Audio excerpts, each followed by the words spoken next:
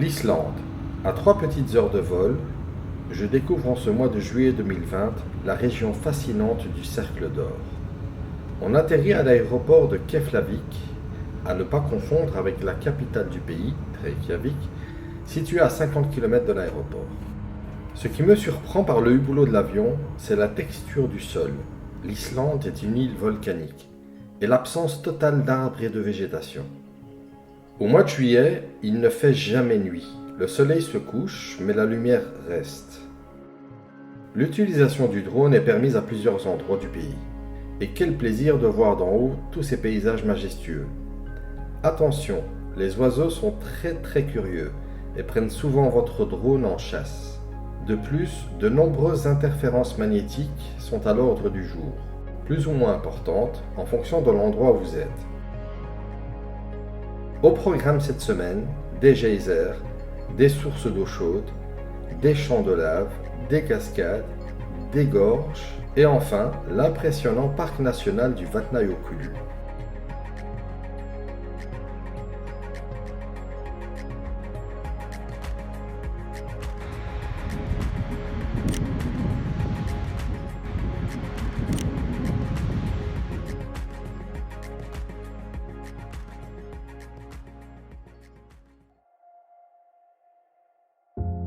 Mon séjour commence au Blue Lagoon, une source d'eau chaude naturelle puisée à 2000 mètres de profondeur.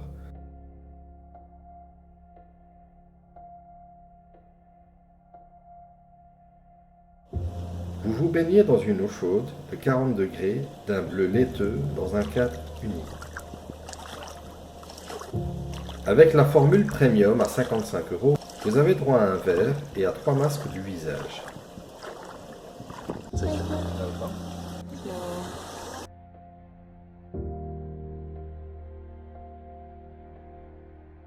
Vous gardez votre masque 5 minutes, puis vous vous rincez le visage dans le lagon. Le coucher de soleil se prépare, je vous laisse apprécier.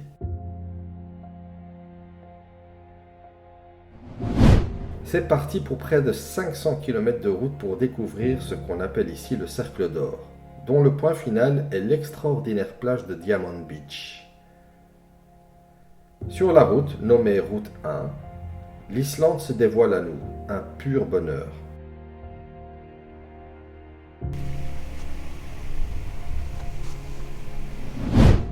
Seljalandsfoss, la première d'une longue et incroyable série de cascades.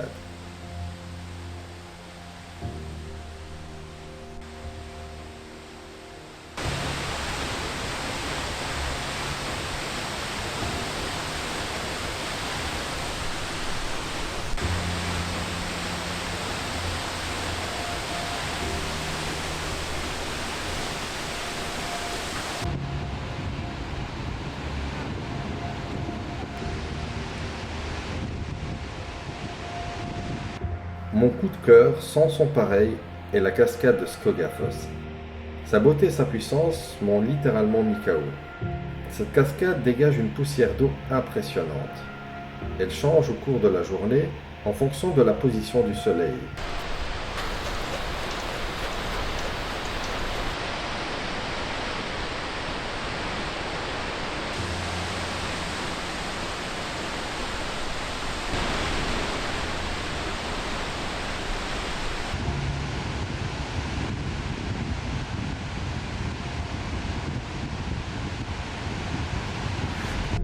Un escalier, aux nombreuses marches, permet de vous rendre au sommet de la cascade. En montée, votre cardio sera mis à rude épreuve. En descente, c'est vos genoux et votre gestion du vertige.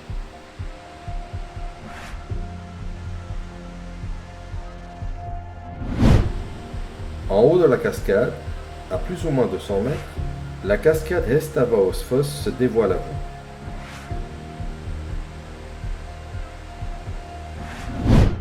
L'étape suivante, à 10 minutes de Skogafoss, est la découverte d'une épave d'avion abandonnée sur une plage de sable noir. Pour s'y rendre, vous laissez la voiture au parking et vous prenez le sentier balisé. Comptez 45 minutes de marche pour arriver à l'épave. Une navette, 10 € le trajet, permet d'arriver sur place sans se fatiguer. L'avion a dû atterrir d'urgence sur cette plage. suite à un important dépôt de glace sur la carlingue qui l'alourdit et l'obligea à atterrir.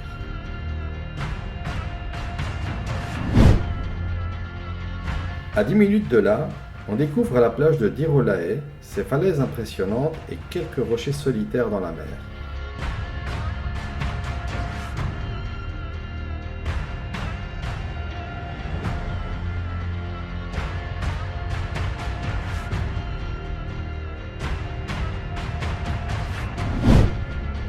On découvre également la plage de Reinis Fjara.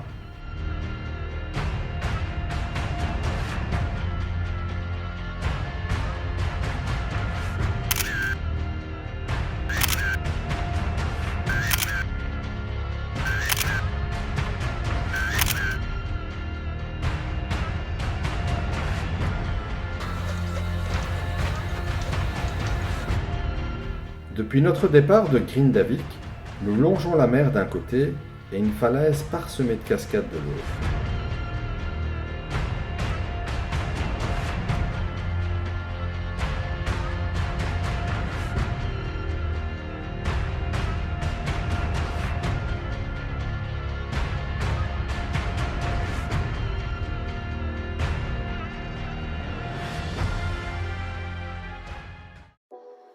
En chemin, on découvre un paysage insolite, le Lovskala Varoa, un monticule de lave, puis le désert de l'Eldron, qui est une coulée de lave qui s'est formée suite à l'éruption du Laki, un volcan, en 1783. Après son refroidissement, la lave s'est couverte de mousse.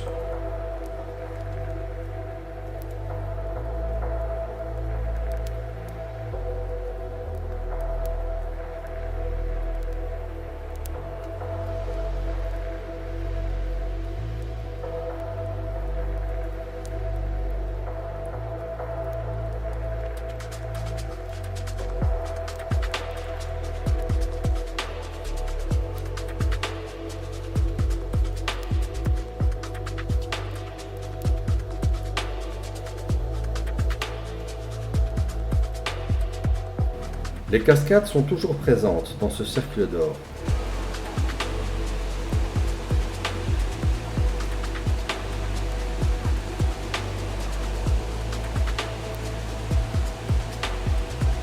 On arrive au Jaorar Glufur, dans la région de Kikju-Bae-Ja-Klostur. Cet extraordinaire canyon fait plus ou moins 2 km de long et atteint 100 mètres de profondeur par endroit. Il est traversé par la rivière Jaora. Un petit sentier sur la droite permet en une vingtaine de minutes de longer les gorges par le haut. 3 plateformes impressionnantes dévoilent des points de vue magiques sur le canyon. Un must, je vous laisse apprécier.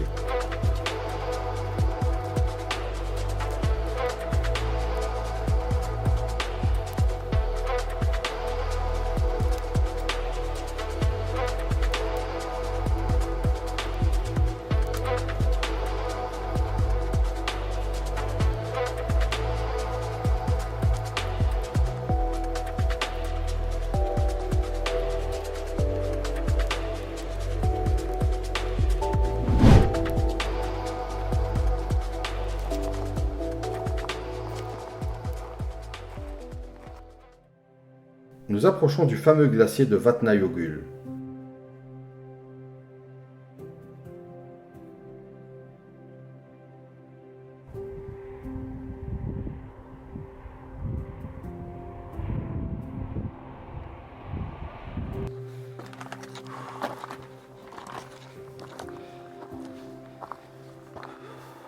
Ce glacier est impressionnant.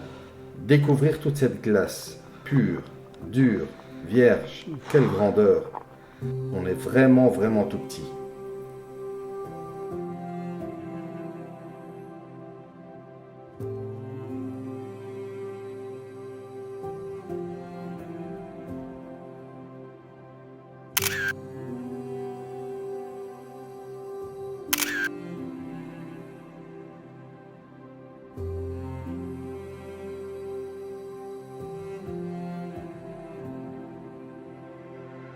Ce glacier se déverse dans un lac où des blocs de glace se détachent et naviguent vers la mer.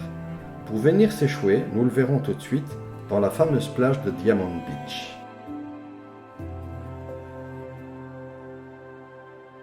Des phoques, ou otaries, se promènent dans ce paysage de glace unique.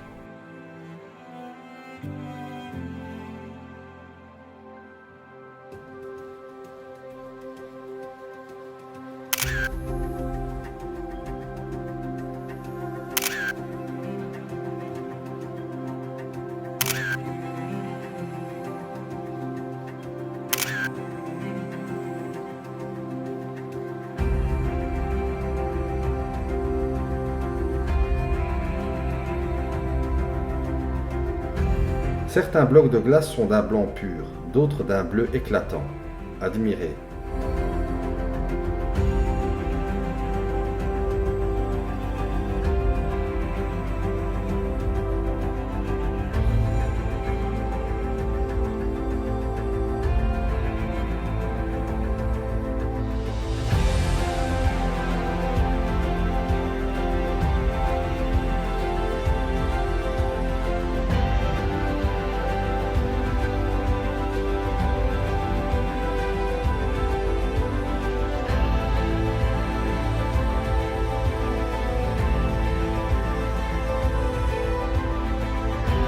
Il est possible d'effectuer une balade en bateau dans ce paysage de rêve.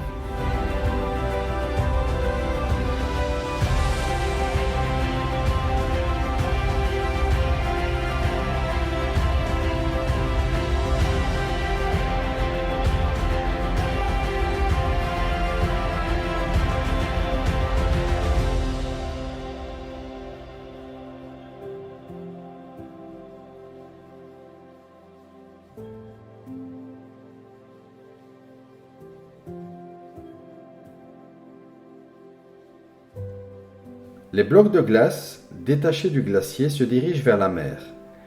Ils sont ensuite renvoyés sur la plage de sable noir, c'est Diamond Beach, qui porte excellemment son nom.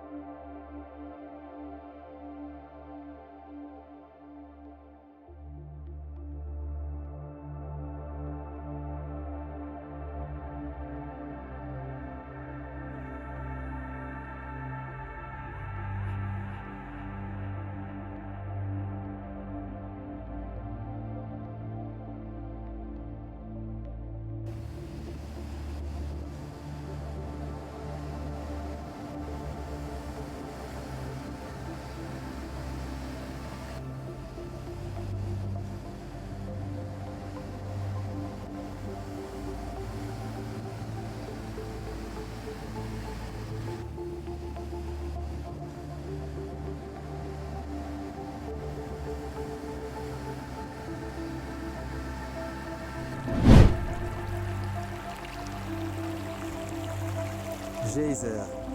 Wow, quelle odeur. Sur le chemin du retour vers Grindavik, nous allons découvrir le site de Geysir. Les geysers naturels font partie de ce paysage, avec des températures allant de 80 à 100 degrés.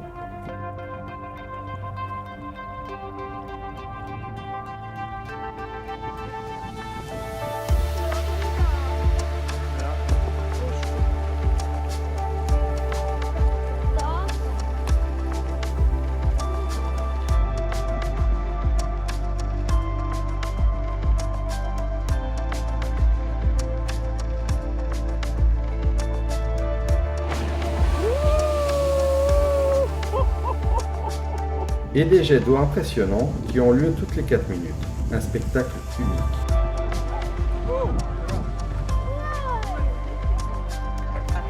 Regarde, regarde, il va sortir son pain. It's a bread. Yeah. Oh, how nice. Wait, summertime put like 15 hours, in wintertime 24 hours. What kind of bread? It's looks like a rye bread, like a black bread. Is it a black bread? Yeah, it's like a brick, like the rye, flour, You regular sell flour. it there? You sell it there? We're selling in a cafe here. But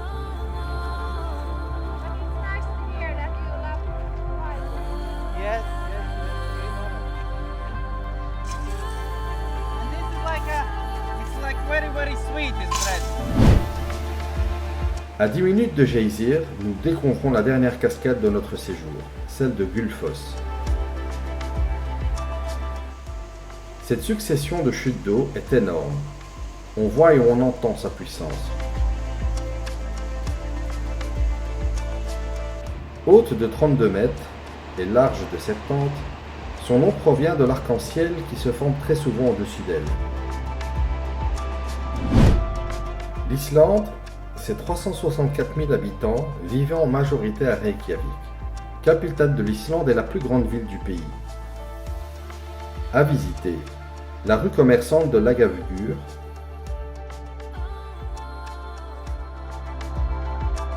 l'impressionnante église de Hallgrímskirkja,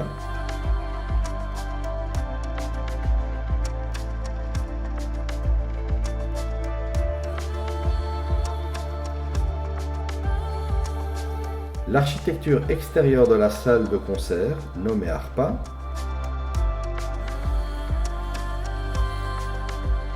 et enfin sur la côte, le monument Sun Voyageur. Comptez 2 heures pour visiter l'ensemble, tout étant regroupé dans le même périmètre.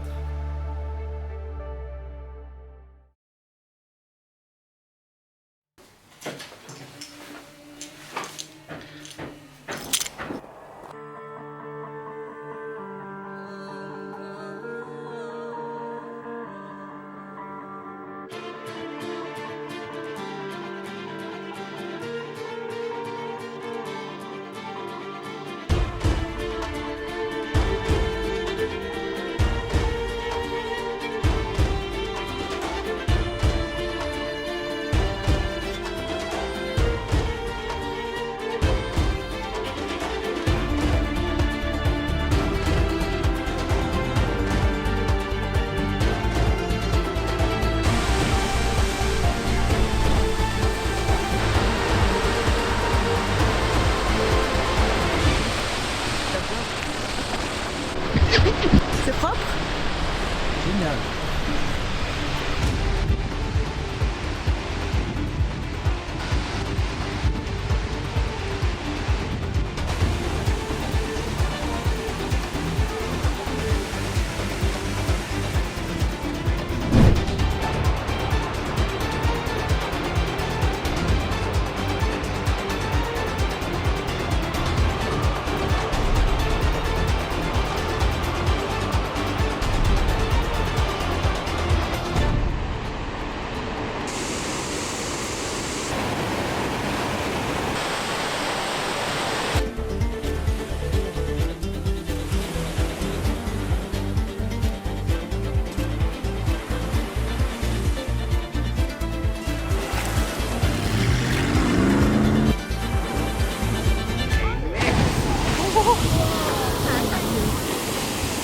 الله أكبر. Ok.